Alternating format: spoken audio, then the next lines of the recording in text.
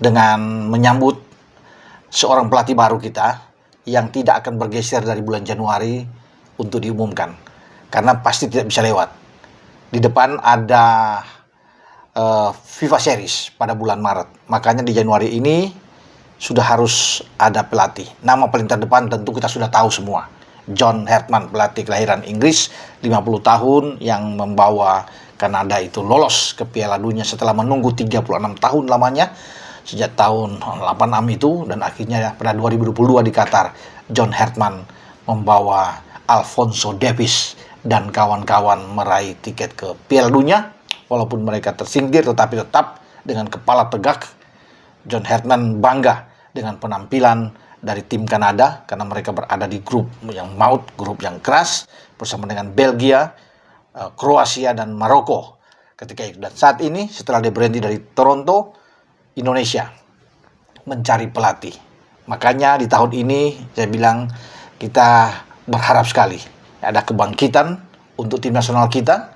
Kita membuang jauh yang sudah lewat 2025 menjadi tahun yang kelam tentunya. Kita tahu bersama kesedihan, kekecewaan yang menumpuk dari penggemar sepak bola Indonesia di saat PK atau Patrick Kluivert gagal membawa kita paling tidak lolos ke fase putaran kelima ya di Piala Dunia Zona Asia, karena kita terhenti di putaran keempat di grup B, kalah dari Arab Saudi, kalah dari Irak, dan buyar sirna harapan itu ketika semua tuh ekspektasi tinggi ya, menginginkan kita bisa lolos ke Piala Dunia. Akhirnya tertunda, dan itu sekarang di 2030. Maka tugas pelatih baru adalah membidik ke arah sana. John Herdman, ya, walaupun belum diumumkan oleh Ketua Umum PSSI, tapi saya merasa bahwa dia sudah paling terdepan dan dia akan diumumkan, punya target harus membawa tim Indonesia ke Piala Dunia. Masa kontrak dia 2+2, 2 tahun sampai 2027, atau di masa era kepengurusan PSSI berakhir, dan jika semua baik ya dengan penampilan performa yang oke dari timnas kita, maka ada opsi perpanjangan 2 tahun lagi sehingga sampai pada 2030. Yang paling inti bagi seorang pelatih baru adalah membawa tim kita itu berprestasi lebih baik ya dari apa yang sudah dilakukan oleh STY ya di 2024 ketika membawa tim nasional kita, Rizky Ridho dan kawan-kawan lolos sampai ke putaran kedua fase gugur ya. Ya, setelah kita melewati Vietnam, ada kalah dari Jepang dan Irak saat itu, menang 1-0 lewat gol penalti Asnawi, dan kita masuk ke babak selanjutnya dengan pertolongan dari Kyrgyzstan. Tetapi kita kalah dari Australia saat itu. Nah, makanya John Herdman sekarang harus lebih baik. Tugasnya bisa membawa timnas kita, Garuda kita, untuk melangkah sampai ke perempat final atau 8 besar.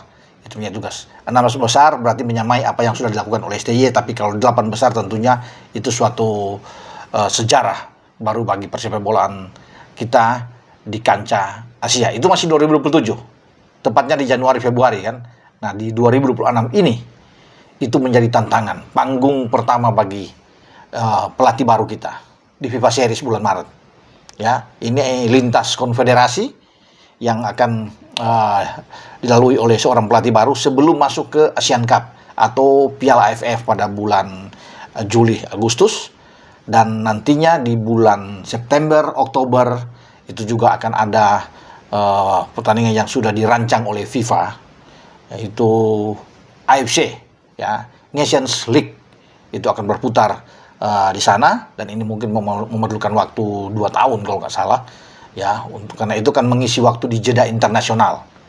Setelah itu baru fokus menghadapi Piala Asia di Arab Saudi, karena kita sudah lolos ya, kita sebagai negara Asia Tenggara satu-satunya yang langsung lolos setelah kita berprestasi di Piala Dunia, masuk ke round 3 dan masuk ke round 4 apalagi. Ya, round 3 itu sudah memastikan kita untuk bisa lolos, karena yang lain di Asia Tenggara itu tidak lolos, termasuk Thailand, Vietnam, Malaysia, Singapura, Myanmar, Filipina, semua itu tidak bisa lolos kecuali Indonesia.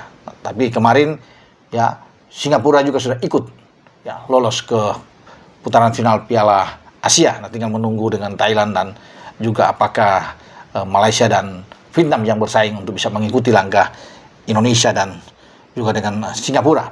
Oke, dengan saya Bung Ropan berbicara.